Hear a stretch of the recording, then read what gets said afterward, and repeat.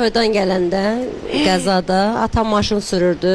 Mən kiçik qardaşımla qabaqda oturmuşdum. Neçə yaşı var idi qardaşım? Qardaşımın 9 yaşı vardı. Amma arxada anam, bacım, o birisi qardaşım, əmmim oğlu. Onlar 4 də rəhmətə getdilər. Hə, ölənlərinizə rəhmət. Ay nüşün. Atam, mən, kiçik qardaşım qaldıq. Sonra da atam 4 il, 5 il bundan qabaq dünyasını dəyişdi. Bir bacı, bir qardaşıq. 2 evladlarım. Bilirsiniz, mən həyatımla barışmış insanam. Mən küllərimdən doğmuş qadınam. Yəni, həyatı olduğu kimi qəbul eləmişəm də. Mənə deyirlər ki, sən necə belə sakit, rahat danışırsan?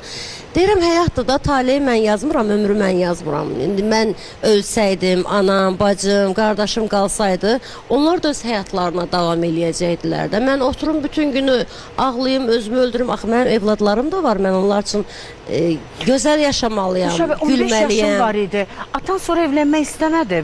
Adətən o dövrdə görürlər ki, uşaqlar balaca. Hə, atam evləndi. Evləndi? Bəli, bəli. Xalamla evləndi də. Bir dəqiqə, sənin doğma xalanla mı? Ananın bacısı ilə mı? Hə, bəli. Aa, sən razı oldun ona? Yoxsa... Yox, təbii ki, elə...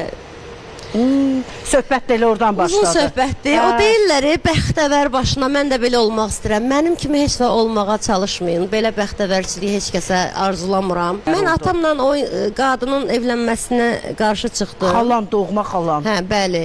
Onlar da qəbul eləmədilər. Elə xalan idi, elə çəkərdi, deyərdi ki, gəlin gedə bacımın balaları da vacib idələrə gedəsən. Qoy, mən bir şey deyim də, nə qədər ana sağdısa, xalada var. Bibidə var, dayıda var, əmidə var, bütün qohum əqraba var. Nə vaxt ki, ana başını qoydu yerə, dünyasını dəyişdi, hamısı boş şeydir.